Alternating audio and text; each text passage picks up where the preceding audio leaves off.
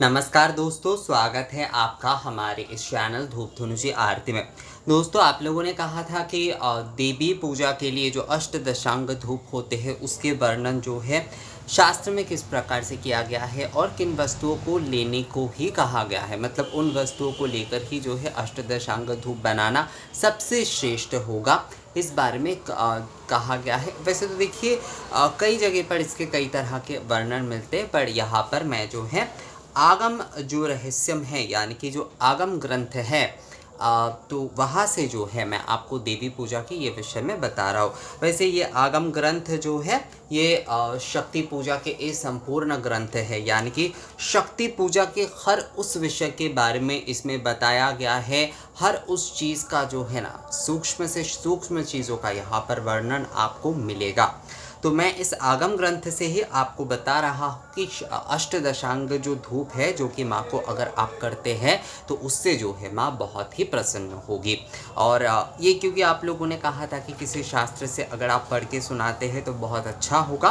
तो चलिए वही से जो है मैं हिंदी में बताता हूँ। ये जो है मैं संस्कृत में अलग से नहीं पढ़ रहा हूँ, मैं हिंदी में बता रहा हूँ पहले उसके नाम, उसके बाद जो है मैं आपको कुछ दूसरे विषय बता दूँगा। इसमें पहले जो है जो प्रथम है नंबर 1 में है श्रीखंड, उसके बाद अगरू है, गुग्गल है, लोहबान है। लोहबान के साथ धूप चूर्ण भी कहा गया है। तो धूप चूर्ण में जैसे कि राल भी कहा जा सकता है अगर धूप चूर्ण की बात करें तो। इसके साथ राल अलग से लिखा गया है। मतलब श्रीखंड हो गया, अगरू हो गया, गुग्गल हो गया, लोहबान हो गया, राल हो गया, देवदार हो गया, लाक्षा हो गया, गुड़ हो गया, गोघृत, शर्करा, जटामांसी, नख, मलयोद्भवसार, शिलारस, कर्पूर एवं गंधसार, ये जो है षोडशांग धूप हो गया। अब इसके साथ विरन और वालक को मिलाकर अष्टदशांग धूप होते हैं। तो फिर से मैं एक बार पढ़ता हूँ, आप ध्यान से सुनिए। श्रीखंड, अगरू, गुग्गुल, लोहबान, राल, देवदारू, लाक्षा, गुड़, गोघृत, शर्करा। लोबान के बारे में जैसे मैंने आपको बताया कि धूप चूर्ण भी होता है। तो धूप चूर्ण में जैसे कि जो पीले राल है उसे भी कहा जाता है। वैसे यहाँ पर राल अलग से लिखा हुआ है। तो इसमें जो है मतलब राल भी लिया जा सकता है शायद। एक्चुअली राल के ना एक और तरह के राल मिलते थे जो कि ऑरेंज कलर के एक्चुअली होते थे। वो भी हो सकता है। एक्चुअली वो अभी थोड़ा कम मिलता है, वो ना के बराबर हो गया है वो। ये राल शायद झारखंड से आता था और अभी तो ये ना के बराबर ही हो गया। अभी तो पीले राल और बस भूरे जो राल है वही बस मिलता है। तो श्रीखंड, अगरू, गुग्गुल, लोहबान, राल, देवदारू, लाक्षा, गुड़, गोघृत, शर्करा, जटामांसी, नख, मलयोद्भवसार, शिलारस, कर्पूर एवं गंधसार हो गया षोडशांग धूप। अब इसके साथ विड़न और बालक जो है अगर मिलाते हैं तो उसे लेकर अष्टदशांग धूप कहा जाएगा। इसके साथ घृत जो है ये बहुत आवश्यक एक विषय है। मतलब जैसे गोघृत का तो वैसे यहाँ पर उल्लेख किया गया है, पर घी और शहद अगर आप इसके साथ अलग से भी मिलाते हैं तो ये और भी ज़्यादा अच्छा होता है दोस्तों। तो ये हो गया अष्टदशांग धूप, यानी कि जो षोडशांग या अष्टदशांग धूप जो है आप माँ को अष्टमी के दिन, दुर्गा अष्टमी के दिन कर सकते हैं। आप चाहे तो विशेष हर अष्टमी पर, वैसे हर महीने की जो मासिक दुर्गाष्टमी होती है उस दिन आप कर ही सकते हैं। माँ अन्नपूर्णा की पूजा में भी आज आप इस धूप से जो है माँ को धूप कर सकते हैं। नवरात्रि के समय घर पे जो है विशेष अष्टमी के दिन, अमावस्या के दिन अगर आप इस प्रकार से अष्टदशांग धूप करते तो बहुत ही अच्छा होता है। पर मुश्किल क्या होती है दोस्तों कि इसमें से कई चीज़ें जो है ना वो हर समय जो है ना एक साथ नहीं मिल पाता है। तो मैं इसलिए ज़्यादातर आप लोगों को यही कहता हूँ कि आप लोग दशांग धूप कर लीजिए, आप लोग जो है अष्टांग धूप या षडंग धूप कर लीजिए। षडंग धूप जो है वो सर्व देवी देवताओं के लिए कहा गया है, अष्टांग धूप को भी। और दशांग धूप से ही जो है मतलब दशांग, षोडशांग, अष्टदशांग जो धूप होते हैं वो विशेष पर्व पर करने के लिए कहा गया है।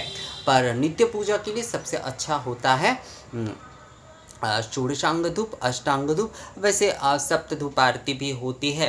कुछ लोग जो है नवांग धूप भी करते हैं। तो ये हो ही सकता है, ये अनुष्ठानिक तौर पर भी आप कर सकते हैं, प्रतिदिन की पूजा में भी आप कर सकते हैं। पर विशेष पूजा के लिए ज़्यादातर जो है दशांग धूप ही दिए जाते हैं। दुर्गा पूजा में वैसे अगर दशांग धूप देते हैं तो ही कहते हैं कि उससे जो है आपकी जो भी सारे मनोवांछा है वो पूर्ण हो जाता है। धूप के बिना कभी भी कोई कार्य नहीं करना चाहिए। देवी पूजा तो नहीं करना ही चाहिए, बल्कि किसी भी प्रकार का कोई कार्य नहीं करना चाहिए, क्योंकि कहा जाता है कि धूपहीन में जो भी कार्य होता है, मतलब बिना धूप के जो भी कार्य होता है उसमें भाग्यहीनता आती है, यानी कि दुर्भाग्य आती है। तो इसलिए जो है हमेशा धूप के साथ ही आपको हर कार्य को करना चाहिए। ये विषय जो है ना आप थोड़ा ध्यान में अवश्य रखिएगा दोस्तों। और धूप जो है वो हमेशा शुद्धता के साथ आप दीजिएगा। किसी भी प्रकार की कोई गलत वस्तु या फिर मिलावटी चीज़ें जो है धूप में उपयोग मत करिएगा। नारियल की छिलके या फिर गोबर के ये जो कंडे हैं उसमें ही जो है आप धूप दीजिएगा। कई लोग जो गैस में जलाकर कंडे जो है उसमें बस धुआं के लिए जो है वो धूप देते, तो मुझे वो सही नहीं लगता है, वो विधि सही नहीं है। गोबर के कंडे को घी और कपूर से जलाना चाहिए। थोड़ा ज़्यादा मात्रा में कपूर डाल के आप जलाइएगा, वो जल जाएगा आसानी से। थोड़ा घी उसमें अच्छे तरीके से डाल दीजिएगा। और नारियल के छिलके में तो आप घी बाती और कपूर से जलाइएगा तो आसानी से वो जल जाता है। मतलब उसमें जो वो प्रज्वलित हो जाता है। जल जाना एक्चुअली सही शब्द, कई कुछ चीज़ों के लिए ना शब्द का बहुत ज़रूरी विषय होता है, तो उसमें जो है प्रज्वलन शब्द बहुत अच्छा होता है। तो यही विषय है। इसी प्रकार से जो है आप माँ को धूप करिएगा। अष्टदशांग धूप के बारे में आप लोगों ने जानना चाहा था, तो यही है अष्टदशांग धूप, आप लोग करिएगा।